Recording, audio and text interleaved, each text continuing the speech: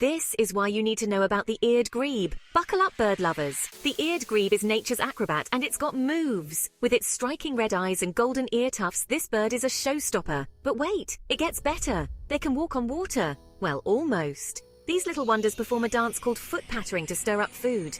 Eared grebes are super parents too. They carry their chicks on their backs, giving them a free ride until they're ready to swim. And talk about endurance. They migrate over 3,000 miles every year.